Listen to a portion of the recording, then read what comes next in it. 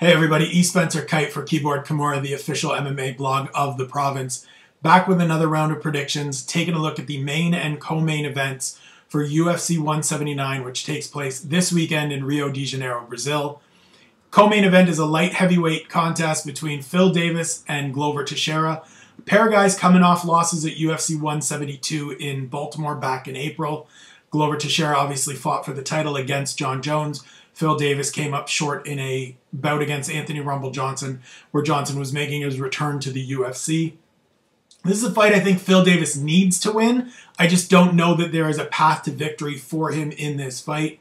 He hasn't really progressed as a striker and in terms of his development since he had a great start to his career in the UFC, getting 5 wins over the first 13 months.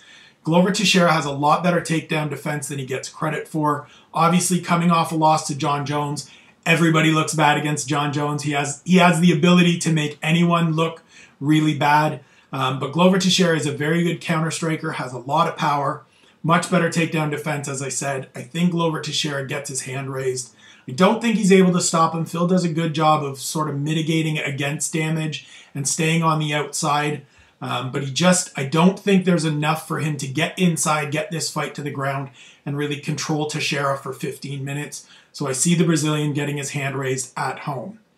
As for the main event, it is a highly anticipated championship rematch for the featherweight title between Jose Aldo and Chad Mendes. Their first fight at UFC 142 turned on a fence grab. Mendes got around to Aldo's back, looked to scoop him and put him on the ground. Aldo grabbed a handful of cage, was able to stay up. A minute later, he blasts Mendes with a knee, celebrates out in the audience with the crazy fans that are just going bonkers. It was one of the coolest organic moments of celebration we've seen in the UFC. Unfortunately for Chad Mendes, it feels like a what could have been opportunity because he looked like he was on his way to winning that round, and who knows how things play out going forward if things don't end that way. He gets his chance to find out this time around. I'm actually going to pick the upset here. I think we're going to have a new featherweight champion. I think Mendes has developed a lot more since that first fight. We've seen his striking come along under the guidance of Dwayne Bang Ludwig, developing some power. More than anything, developing a belief in his striking. That makes his wrestling even better. That makes all of what he's able to do flow together a little better than it did back at UFC 142.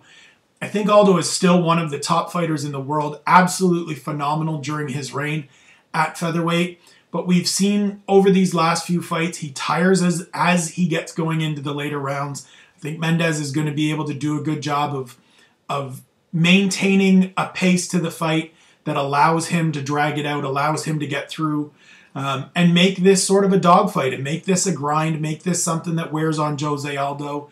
He'll know and has enough experience, both from his time in the cage with Aldo and his teammate and coach Uriah Faber having spent some time in there as well, to get inside of those leg kicks and avoid them as best he can.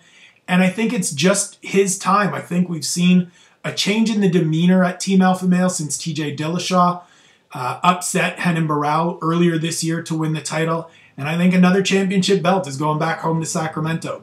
Now that the drought has been broken, the floodgates are going to open.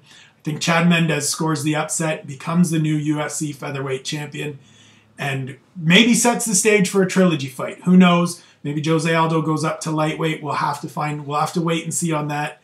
But I think we do get an upset. I think we do get a new champion. We'll find out this weekend at UFC 179, live on pay-per-view. Be sure to stay tuned to Keyboard Kimura for all your UFC news, and we'll see you again soon.